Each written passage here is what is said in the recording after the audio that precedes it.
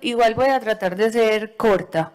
Yo creo que aquí ya hemos hablado como de muchas problemáticas, el tema de la escasez de vivienda, obviamente todo lo del turismo, pero yo quiero enfocarme como en varias cosas todavía no. Ahorita, yo les voy diciendo ahorita.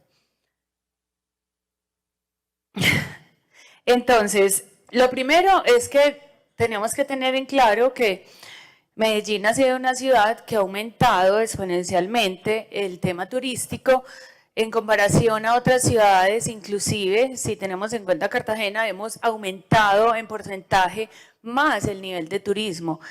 Nos quedamos cortos en la política pública, es verdad, ya se está construyendo una. Yo tengo que celebrar que esta semana, por ejemplo, tuvimos una reunión donde analizamos esa política, donde le dieron también cabida a la personería, para que también ayude a revisar y a construir esa misma política pública que debería ser uno de los primeros pasos para nosotros avanzar en la planificación, en volver a revisar la planificación y cómo vamos a hacer un paso, un stop y cómo vamos a seguir, porque hoy lo que estamos es desbordados totalmente.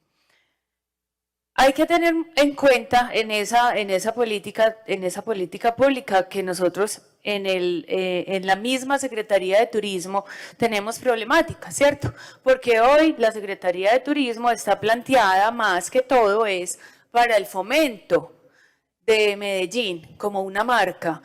En la Secretaría de Turismo, en sus bases y en su misión, en su misionalidad, no está lo que todos hemos dicho, soñarnos una Medellín turística diferente. Entonces eso lo tenemos que cambiar desde esta política pública. Tenemos que cambiar que, por ejemplo, hoy la Secretaría de Turismo solo cuenta con 10 personas de base y 16 contratistas que entre ellos mismos se van moviendo y se van cambiando. Entonces empezamos a perder contextualidad en lo que estamos trabajando. Por ejemplo, y que como ya sabemos la misionalidad, entonces tampoco estamos apoyados. Esos funcionarios de esos tampoco, hay muchos que no pueden ni siquiera salir al territorio por la misma forma de contratación y cómo está. Entonces, todas esas cosas hay que cambiarlas para que esos funcionarios tengan y lo que funciona dentro de la Subsecretaría de Turismo, que además es una subsecretaría muy corta, sabiendo que somos el 11% del Producto Interno Bruto, debería tener, ¿cierto? Y esas decisiones que se tomen a través de la Secretaría de Desarrollo Económico, ¿cómo hacemos para darle fuerza desde esa Subsecretaría de Turismo, que son los que están conociendo pues como toda la problemática? Eso mismo nos pasa, aprovechando que aquí está la policía, con la policía de turismo. Solamente tenemos 30 policías de turismo en todo el distrito. Y esos 30, muchas veces, por directivas mismas, que a veces no vienen desde acá, sino desde lo nacional, no lo mandan para el estadio, no lo mandan a cubrir un evento, o no lo mandan inclusive a cuidar personas. Entonces es muy importante que esas policías de turismo estén en el territorio, estén acompañando las problemáticas reales que se dan en torno al tema del turismo.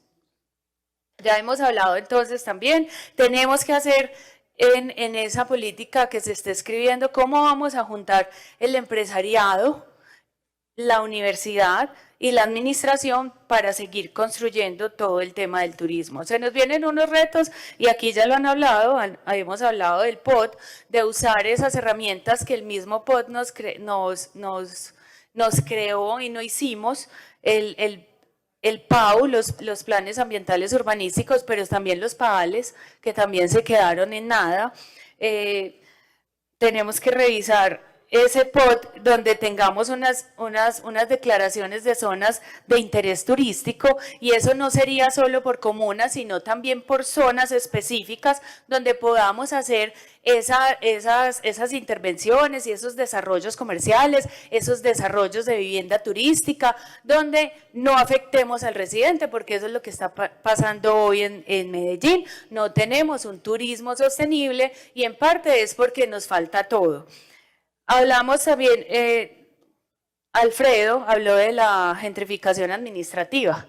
cómo a través del mismo predial estamos haciendo que campesinos tengan que vender sus lotes, donde ellos producen, porque de verdad no les da. Y sí, se hace más caro el metro cuadrado en los corregimientos, en la zona rural, porque se está llegando el turismo, se está llegando no solo eso, sino personas de Medellín que compran su lote para vivir allá, pero como en esta semana que estábamos en los indicadores, estaba revisando y yo les decía, en uno de los indicadores que no se ha cumplido, que está al 0%, es esa caracterización de la comunidad rural, que podría ayudarnos a que pase al catastro y no le subamos el catastro a los campesinos en Medellín, y no como lo hicimos, que primero lo subimos y ahorita estamos dando vuelta por todos los corregimientos explicándoles que tienen que pedir los campesinos exenciones. Yo quisiera decirles a ustedes, señores administración, cómo vamos a acompañar a los campesinos, porque los campesinos, primero, es muy difícil que se den cuenta que ustedes están haciendo estas correrías, y si bien se tratan de hacer, se nos van a quedar muchos por fuera. Entonces, qué bueno que eso sería a través de esa caracterización el que le hagamos la suba. Y les cuento pues que, por ejemplo, ya llevamos, en este momento ya estamos en abril, entonces ya estamos en el segundo periodo. Se supone que entonces ellos van a hacer la reclamación para hacer esa exención. Esa exención pasa a partir del otro trimestre, o sea que estos 2 trimestres tienen que pagar lo que por mala planeación les estamos cobrando. Entonces también tenemos esa gentrificación. Luis Bernardo decía que teníamos vacíos en la ley. Hoy en la ley nacional no tenemos tanto vacío, hoy tenemos leyes nacionales que regulan todo este aspecto. Lo que pasa es que no lo hemos bajado a lo local.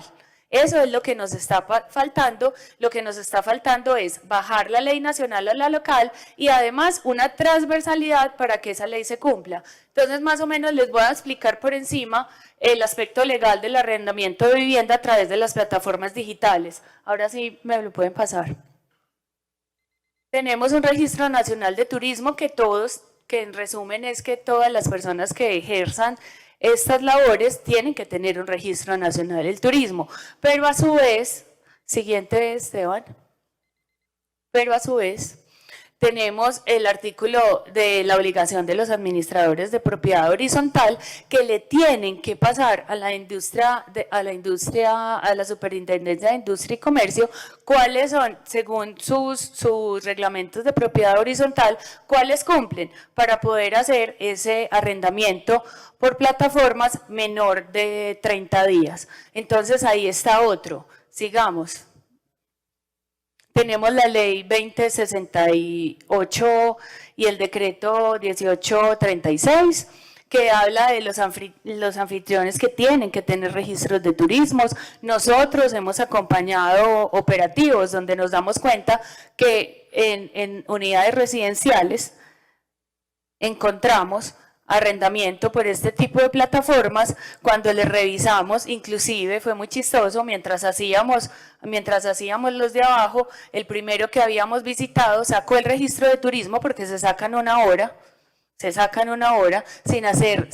revisar en dónde está, si es residencial o no, si es comercial, si es residencial, se los sacan, se los dan súper fácil y bajan y no lo muestran, pero no están cumpliendo. Aparte, estábamos en una unidad residencial, teníamos ahí el estatuto, el reglamento de unidad residencial donde decía que era residencial y que no se puede presentar arrendamiento por menos de 30 días, todos los que visitamos estaban por menos de 30 días, había una de 17, había otro de 15, había otro de 20 y así. Todos los que visitamos eran así, pero fue muy difícil hacer esa trazabilidad y ese registro de turismo que acabaron de salir, por lo menos al nosotros mostrarlo tenían que derogarlo según estas leyes. Lo que pasa es que hoy no hacemos la trazabilidad en nuestro distrito. Siguiente. Está la reglamentación del turismo que tiene que ver con la propiedad horizontal, que es la consecuencia legal que yo les acabo de explicar. Siguiente. Y entonces, como ahorita también estábamos hablando que todo eso es, sí hay leyes, le voy a pedir 3 minutos más. Entonces sí tenemos leyes para hacer el control de la gentrificación, si hablamos de esta estrategia específica que les hablaba del tema del turismo. Podemos controlar la gentrificación administrativa y podemos a través del POT hacer también definir y dejar de centrarnos en esas altas, medianas y bajas mixturas, que lo que se buscaba era que llegaran los servicios a cada una de las comunas, y que lo que hicimos fue que dejamos hacer lo que se nos diera la gana, y entonces lo que pasó fue que también tenemos una gentrificación por convivencia, y se los voy a explicar también un poquito, que ahí estamos hablando de lo que nos dijo de la personería. Yo lo llamo gentrificación por convivencia. Entonces está las problemáticas que tenemos de la protección de los niños, niñas y adolescentes. También tenemos leyes para eso. Lo que se está viviendo, lo que estamos viviendo nosotros en nuestro distrito es grave en la explotación sexual y comercial de niños, niñas y adolescentes. No me voy a centrar en eso porque ya lo explicaron muy bien. Pero entonces tenemos esa gentrificación por convivencia que estamos desplazando por eso, estamos desplazando por convivencia porque en las unidades residenciales vemos cómo también se generan yo no lo llamo, yo lo voy a decir como se debe decir, la prostitución, microtráfico y exna en ejercicio del turismo. Eso lo estamos viendo en las unidades residenciales. Entonces, cuando una persona baja a la piscina con los niños en una unidad residencial del Poblado, Laureles o otras más, lo que encuentra son personas desnudas, personas ingiriendo licor, ingiriendo sustancias psicoactivas y un montón de cosas más. ¿Por qué? En el ejercicio del turismo, en el tema residencial. Entonces sí tenemos cómo hacerla. Entonces también la convivencia, cuando ahorita hablaba del ruido la concejal Aura Marlene, el ruido no se está desarrollando por el turismo, el ruido se está desarrollando porque nos está faltando cultura ciudadana, cultura a esos comerciantes, cultura a todas, porque en el debate que hicimos del ruido explicamos cuáles son todas las fuentes, cultura a los vehículos, cultura a los mismos residentes que hacen fiestas, culturas a esos turistas que nos vienen a esos apartamentos y a viviendas turísticas. Entonces no es solo que se esté ejerciendo, sino porque no tenemos cultura y obviamente no tenemos control.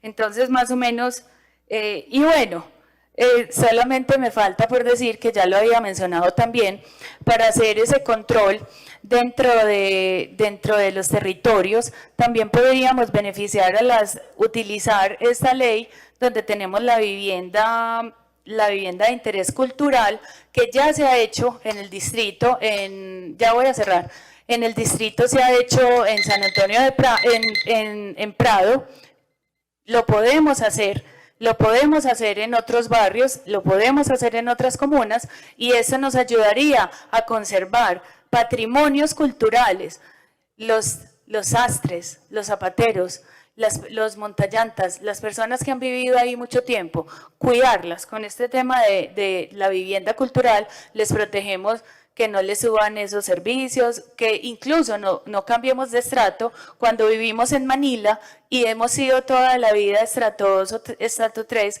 no lo cambian a todos por ser comercial, pero ahí todavía hay residentes que se quieren quedar. Si los cuidamos a través de esta ley de patrimonio cultural, podríamos evitar también un poco la gentrificación. Muchísimas gracias.